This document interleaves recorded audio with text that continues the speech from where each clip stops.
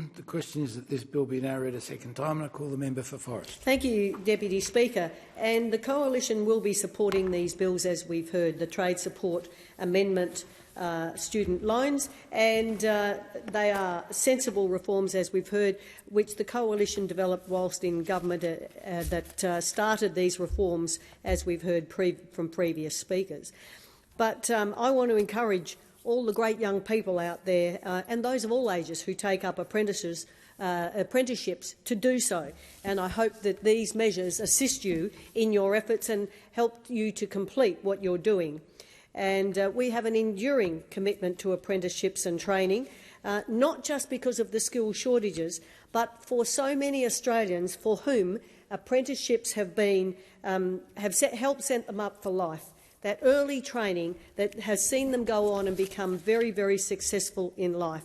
And when we look back at our history in government, during the pandemic, we certainly made sure that we protected apprenticeships and apprentices with the wage subsidy measures and supported the job seekers and young people to be able to get the skills for the jobs of the future with low or fee-free training through the Job Trainer Fund.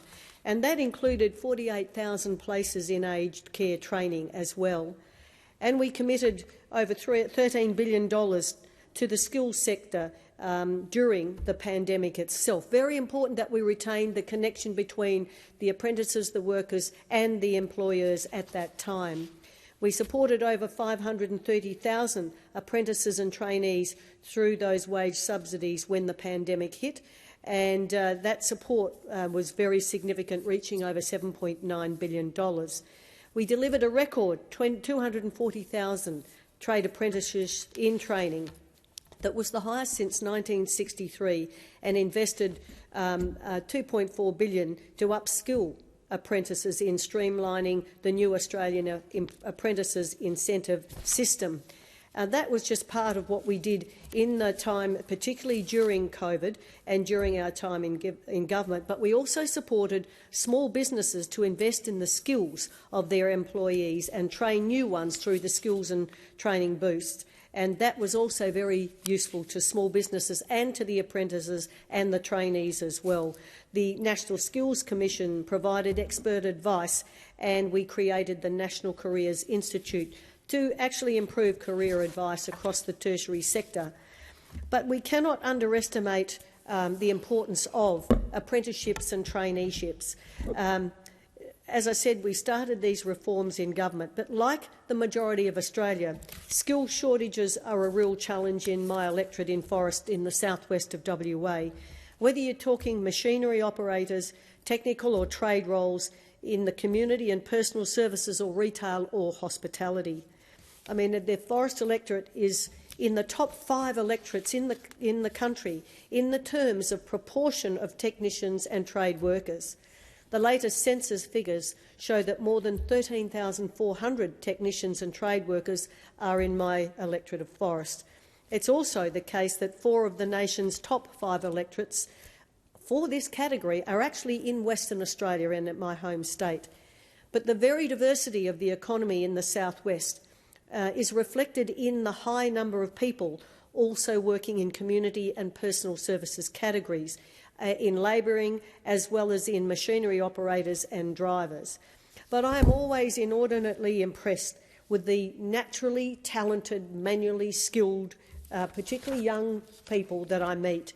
And there's nothing they can't fix, and there's no problem they're not prepared to take on. Over many decades, the businesses in the southwest have actually built their workforces through apprenticeships and traineeships, whether that's a multinational, right through to the smallest of small businesses engaged in any group training program or just as an individual business.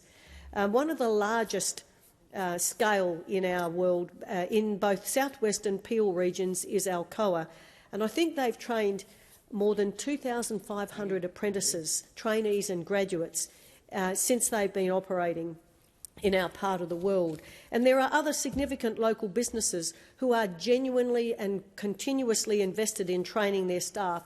One that comes to mind is Pearson Tini and Son, a major mining contracting business in my electorate. They've got 63 apprentices across the trades of heavy diesel mechanic, the boilermaker welder space in auto electrical and 240-volt electrical. They have 7 dedicated trainers for their mobile plant operators alone. And that's a massive commitment to training and developing their staff. However, it is a real challenge for companies like Pearson-Tini & Son. They make such a huge commitment, but often they know they're going to lose a significant number of these very well-trained people into the mining and resource sector. And this is something that happens continuously in regional parts of WA. And those who are prepared to get involved in fly-in, fly-out, they're certainly very attractive salary packages. But it's a continuing frustration for the companies in my region and the small businesses who are delivering so much of that high-quality training to their apprentices and trainees. They certainly need these people that they're training in their businesses themselves. But I see also a company like Simcoa, which is actually in my part of the world a world-class silicon producer. They have 6 apprentices covering the mechanical and electrical trades. The softwood sawmiller West Pine has around 10 apprentices and trainees.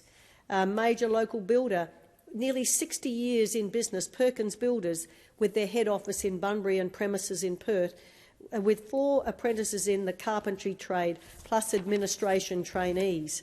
And I look at what this has done to the fabric of our communities, particularly in rural and regional, even though we're now seeing some of the highest vacancy rates for apprenticeships. When I look and see just what it's done to help our small regional communities, and I look at a couple of young they were young guys in my part of the world who started as apprentices in the building trade for a company called Newbies Builders in Harvey. They were 2 brothers, Peter and Russell Wilmot. Well, yes, they did their apprenticeships, and later this business became Wilmot Builders.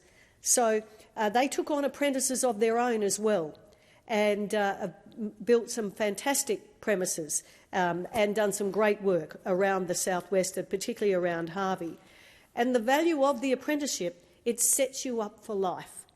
And you'll see these young people often going on and starting or owning their own small business and becoming a key part of making sure that in the regional and rural areas that we still have access to all the services and supports we need in our regions. We've got Jones Welding Solutions, Luke and Zane Jones. They've got 6 apprentices in engineering and fabrication, which is what they do. They offer a 24/7 breakdown service for their customers, and they've won so many small business awards and electrical trades awards because they look after their team so well, and they do their job so well. And then I see a young woman who came through Esther Italiano in Harvey, and she started as an apprentice in the local hairdressing salon, and now she owns that business. And she's employing others and providing apprenticeships to others. So there's intergenerational work that goes on, starting with the first person who gives your opportunity, even as a small business, that first opportunity as an apprentice. Nixon Electrics is another one that is intergenerational in my part of the world. Now run by David Faulkner. He's won a number of awards as well. The Nixon Electrics crew wins a number of awards. Down in Bustleton, Ray Mountney, who's a car dealership, he's got a very long history in the industry. He's got 9 light vehicle apprentices right now, supplied by 3 different group training organisations. But he's spoken about some of the challenges when you're actually the trainer of apprentices. The demands in his space, in the car dealership space, of fast-moving technology and the requirement for ongoing training beyond that initial trade qualification, keeping apprentices and trainees and workers up to date. It also touched as well on that constant loss of tradespeople to the mining sector. We often see this happening in my part of the world across the board. As well, there is the cost to the business itself, training their own apprentices, the loss of productivity on the other skilled workers who are supervising and instructing and working with the apprentices, but putting that time and effort in to help them be the best they can be.